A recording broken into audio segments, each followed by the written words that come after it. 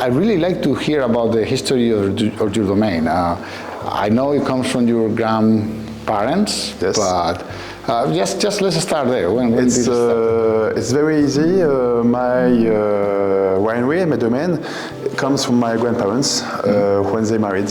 Leonard Humbrecht married my grandmother, Geneviève Zind, and they made the name of the winery, a domain with the two names, Zind, Humbrecht. Okay. There was a few Humbrecht wineries in Geberschwir, but they were based in Winselheim, and now we are in Turkheim with this new cellar.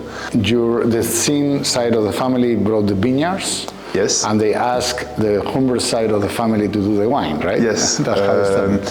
My great-grandfather Zind, Emil Zind, said to my grandfather, "You can marry my daughter, but if you want the vineyards, you need to be better than that." And he had to do a school in Germany named Geisenheim when he studied viticulture. And after he did a lot of internships around France to understand everything, the terroir, the wines, how to do wine. And so my grandfather basically started with 3 or 4 hectares back then, and now we have almost 38, almost 40 hectares of vineyards.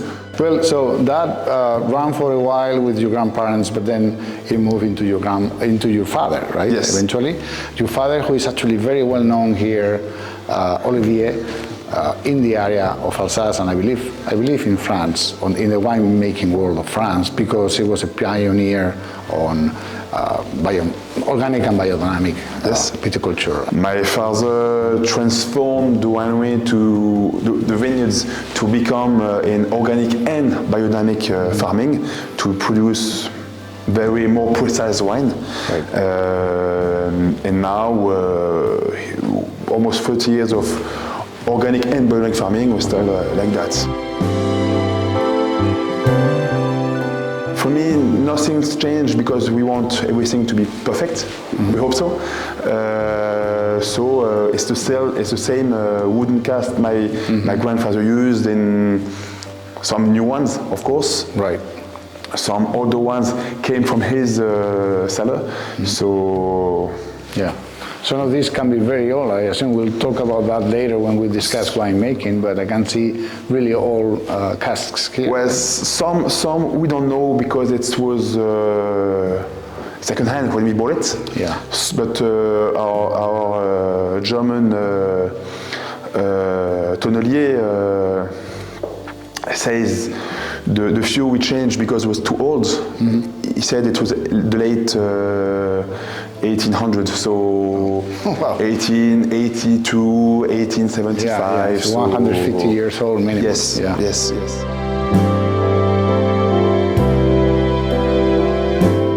Pierre, we are in one of your vineyards here in the Grand Cru. You have several patches of vines around with a beautiful view open to the plain of Alsace. The Rhine River is far away, and Germany is on the other side, I believe, and all these are the Vosges Mountains. It's a beautiful view. To discuss the climate of this area, how would you describe it? Well, of course, we are in the middle of Alsace, near Colmar. You can see the town just over there. Alsace is a very dry region. Usually, not today. Not today. Yes. And quite warm, not today also. Right. We are near the Vosges. So the Vosges, just over there, we'll see it after. The Vosges is a big wall for all the big clouds, rainy clouds from the west. And it stops at the Vosges. Colmar, driest town one of the driest towns in France. Usually 500 to 600 millimeters of water every year. Münster is 10-15 kilometers in the mountains from now where we produce the cheese, and it's almost 1,500 millimeters of water, so very dry almost here. 3 times more than here. Right, and the rain falls mainly in the winter time. Yes. Right, so but it's actually good for wine growing because... Exactly. The climate is good now to be rainy and cold for the soil, for the disease also to be in a cold to have this cold period. All this water will be very necessary in spring because in the season spring and summer Alsace very dry, Right. usually, Right. and very warm. Okay. There is no problem to get almost 40 degrees Yes. in summer, which is quite hot. Okay. So the vineyards need the water at some point. I see a little bit of sand here. Yes. And what is this soil in particular here in this Grand Cru? This Grand Cru brand, we are in the lieu-dit Steinglitz. It means the lightning of the stone, the lieu-dit, Grand Cru brand. Well, this place typically is one of the hottest in Alsace. Okay. Because we are directly south for the sun in summer. Okay. So we have a very good maturity, and this soil, very sandy, granitic soil. And we say in France granite with a deux mica, with two mica, the composite of the granite, which is very interesting because it's a granite, which is the main works after the earth. If you can find some earth, Right. it's very functionable. So the roots can go through and get minerality. Okay. Also, the water would be Easier good drain, to go down. Yes, draining exactly. down. Exactly. Okay. I see. That's why it's also a spot very dry. Okay. Water is never a problem here. Well, there's 51 Grand Crus in Alsace. You actually you own several of them, right? Yes. Are they all the same with the same soils? Or? Sometimes we can compare this Grand Cru brand to the Grand Cru Sonnerberg, the Vinek Schlossberg, and the Grand Cru Schlossberg at Weinbar's place. This one is quite different because the soil, the stone is quite destroyed already. Okay. Quite old, and we have a very, very different climate. And of course, all the small valleys with all those different Grand Cru on granitic soil have different climates.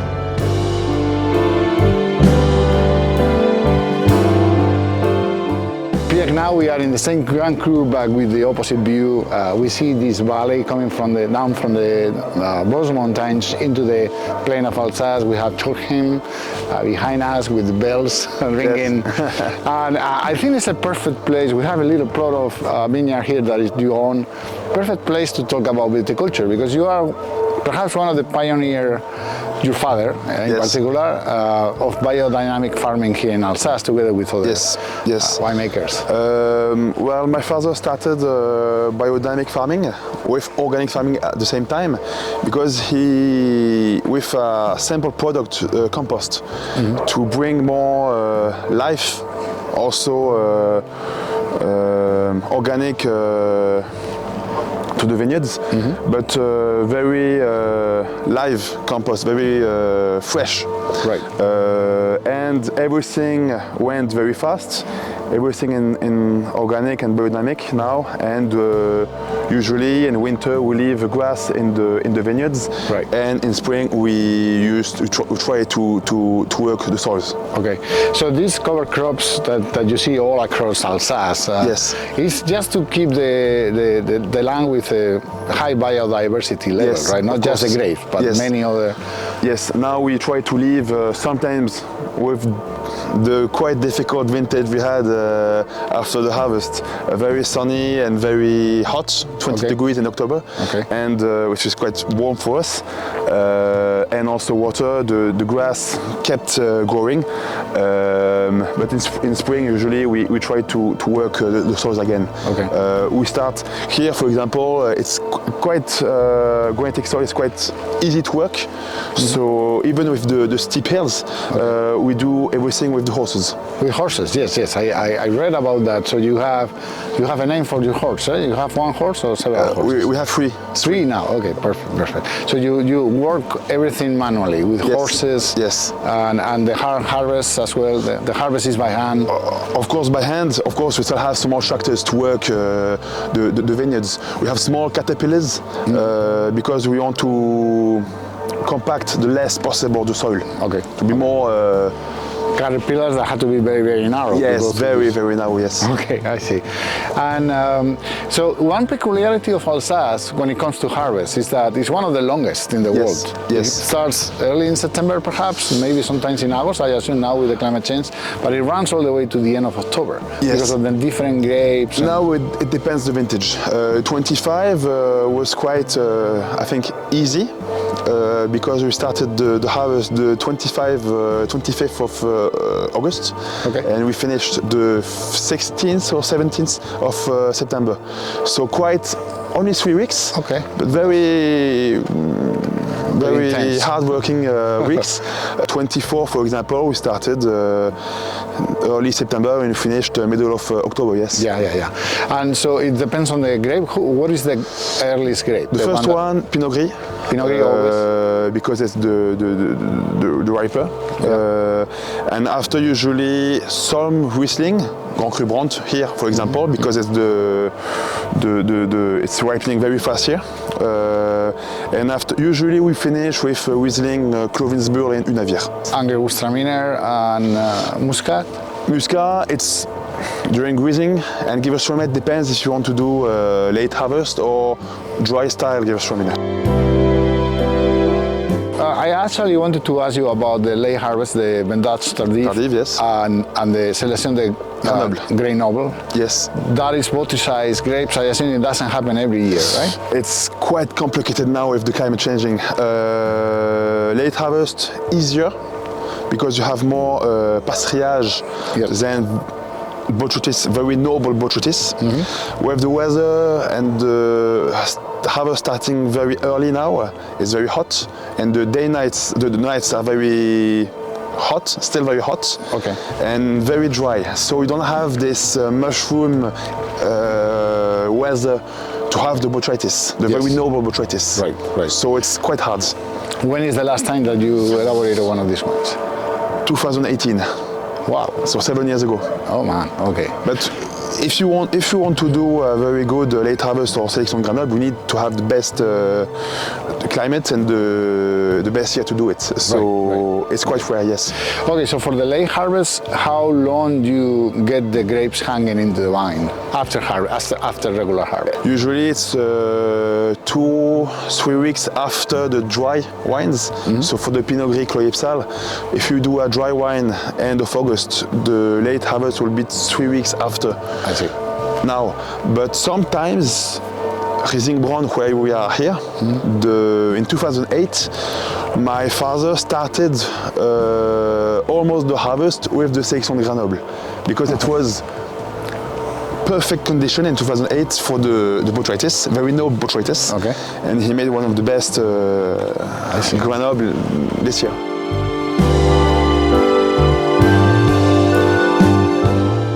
Well, so we are in your cellar, beautiful cellar, very, very large wooden casks, come from many, many years ago.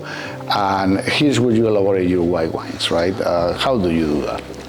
First, we have to do the best grapes possible. We harvest them by hand, only by hand, to select what we want.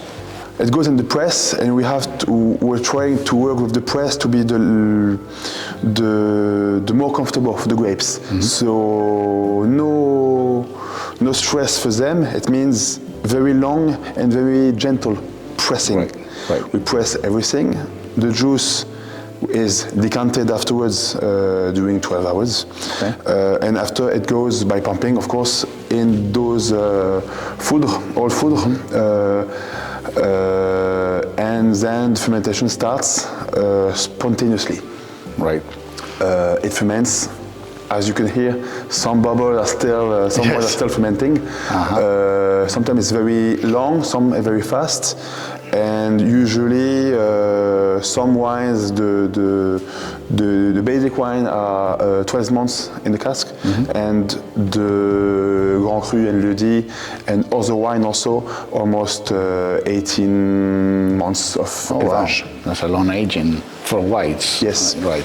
And then they stay in contact with the lees for all the time, right? You don't rack the wines we up. only do racking. The possible, the longest time on the lees is better, and we try, if we have to do some racking, only in spring the year after the malolactics, after tasting, after everything. Okay, okay. So the single varieties, I assume they get out of the foeders and they go to bottling. Maybe you blend from different casks. We don't blend a lot after the harvest. Usually we will blend